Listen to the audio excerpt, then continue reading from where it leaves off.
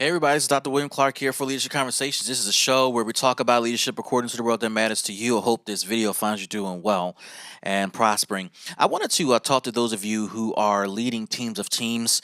Indeed, this is the person who probably oversees a business, probably owns a business, or has been promoted to oversee multiple departments, may have a director's position or higher. So your directors, your VPs, and perhaps your CEOs.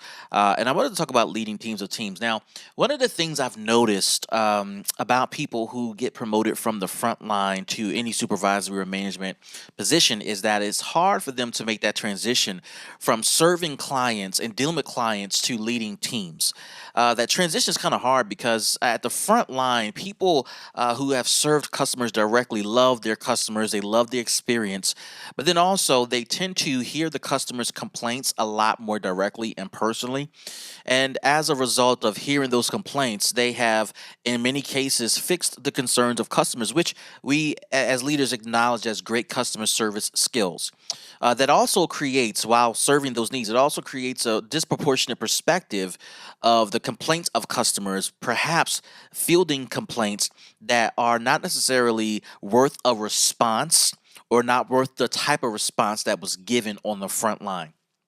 And so customers know that if they complain about this and complain at the frequency or at a certain rate, they're going to get a type of response that's favorable to them.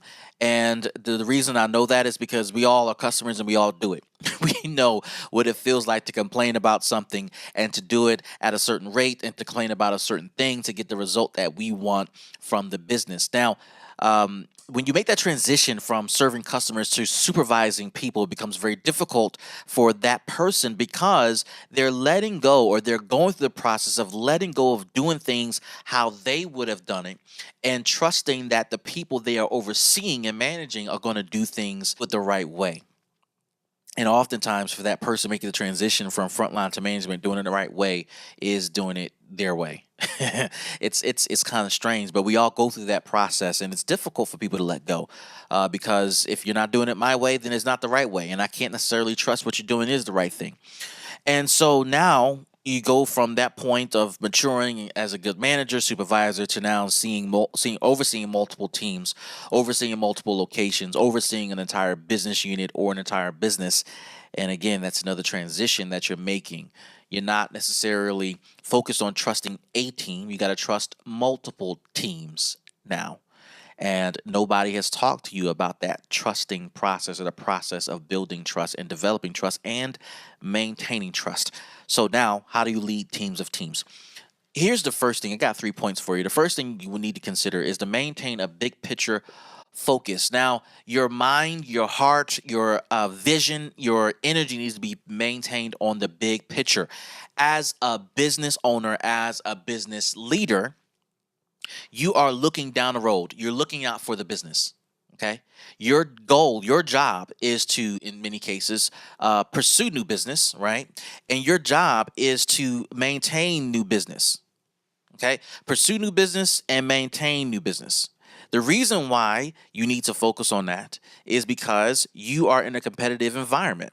And in that competitive environment, the people you're competing against, the people you are competing against is looking to take your lunch.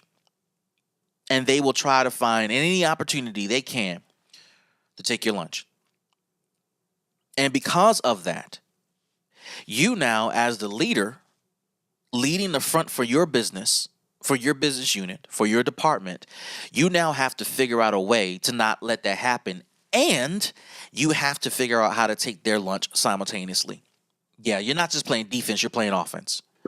That becomes kind of something that doesn't get talked about enough for those leaders who are moving into a new space, a new level of responsibility. You got to worry about growth. You got to worry about new opportunities. You got to worry about maintaining your staffing levels. And you maintain staffing levels by making sure business comes in and making sure people get paid on a regular basis, not missing paychecks. Not missing payments towards healthcare expenses and retirement expenses and whatever other benefits you have. Right? So you got to maintain a focus on the big picture. What's next in your industry? What's the new trend?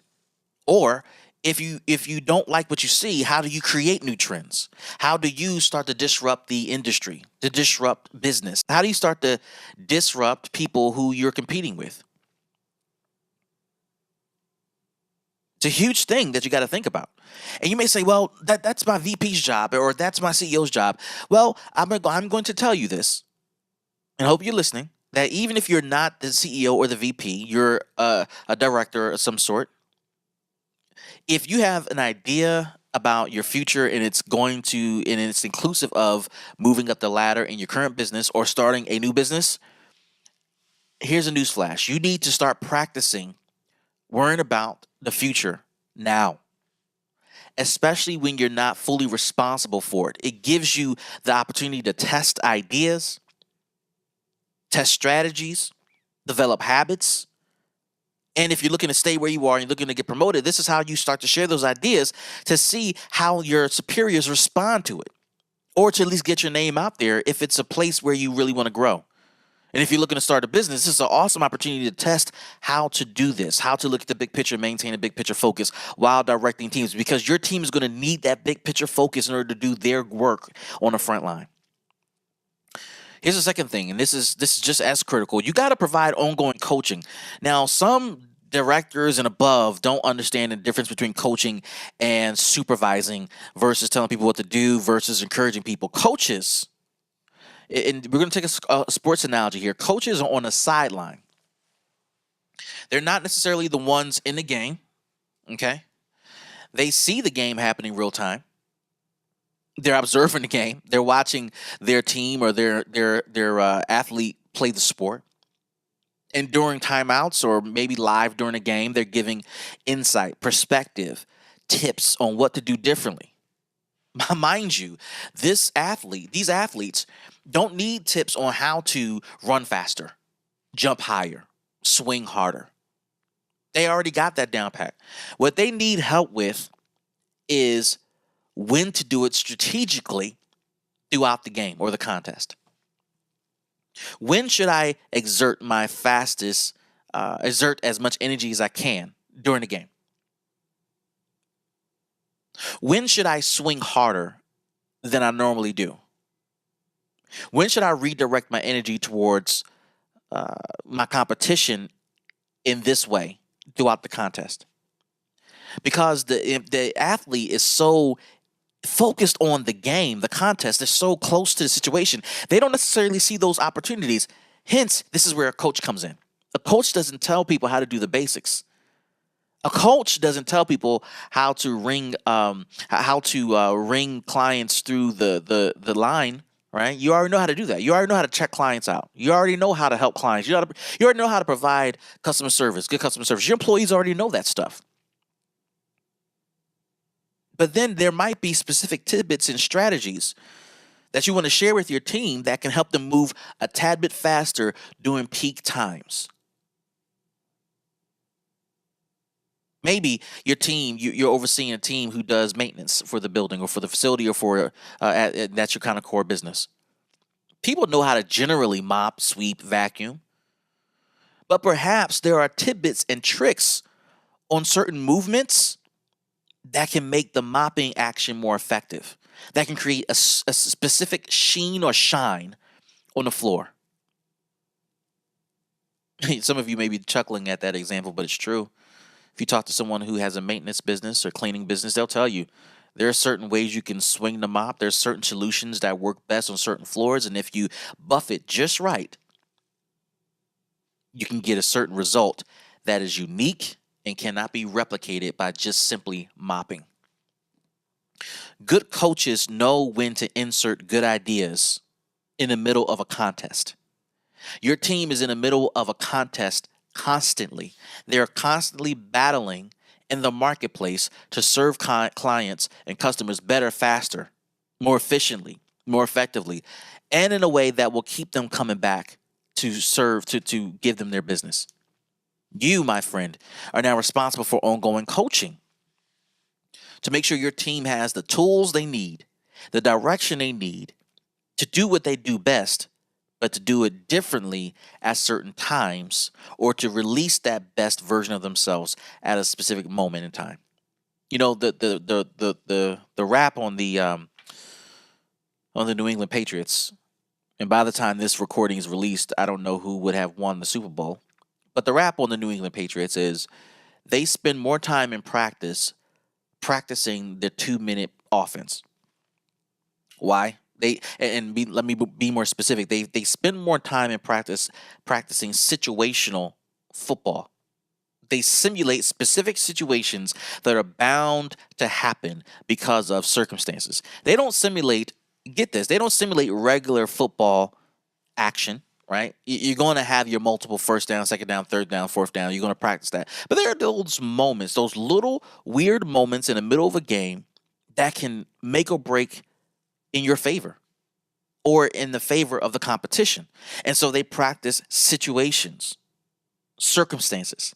What if the ball falls within a certain number of yards after a kickoff? What if, the kicker misses and whiffs on the kick, and how do you respond? What if we are down to our last timeout and we are on third down? What type of play do we run? What type of audibles do we call? This works in your business as well. Situations for your team to consider. And when you bring them up, your team may respond. They may not even know how to respond. They may tell you, yeah, I mean, it happens sometimes, but it's your opportunity to teach them and coach them on how to be better at what they do. Third, if you're leading teams of teams, we talked about maintaining the big picture focus. We talked about providing ongoing coaching. Lastly, continue to learn and share that knowledge. You, leader, you must continue to read. You, leader, must continue to go to conferences, read books, listen to talks, go to events. Go to the store or outfit of your competition. Talk to your competitors. Talk to your partners. Talk to your investors. You, my friend, have to continue to learn so that your leadership gets better and your coaching becomes more refined and more specific. Your team, when they come across situations that you coached them on, they're going to think about you in that moment. They're going to remember the conversation you guys had. They're going to remember how emphatic you were. And they're going to remember, and they won't tell you this, but they're going to remember how they didn't respond as they should have. But when that situation happens and they vaguely remember something you said and was able to deploy it effectively at that, they're going to think of you, and some of them may come back and say, hey, thank you. And then they're going to look at your situational coaching much different. They are going to be more attentive, and they're going to give more respect to that situational coaching you provide. But you, my friend, have to provide coaching. And then in order for your coaching to become more dynamic, more useful, more relevant, you have to continue to learn. You have to continue to learn about specific moments that will happen in your business, nonprofit, for-profit, doesn't matter, and help your team prepare for the what ifs, because the what ifs will happen. They will occur. And you are still responsible for leading teams of teams. The goal is to teach good stuff, coach good stuff, provide great leadership so that it filters down, trickles down from one team to the next, to the next, to the next. And this is how you ingratiate your philosophy throughout your organization. Hope you find this helpful. If you did, come on. I tell you this all the time. Come on. Go ahead and hit that like button. Let me know that you are flowing with this. You're feeling it. You like it. Hit the like button and hit the heart button if you use a different app. Facebook, Instagram, TV, Twitter, YouTube. Let me know what you're thinking. Leave comments. Share. Let a friend know. Go ahead and subscribe to this podcast or any platform that you're using, even your favorite podcasting platform. This is Dr. William Clark for Leadership Conversations, and we'll see you in the next show. Peace.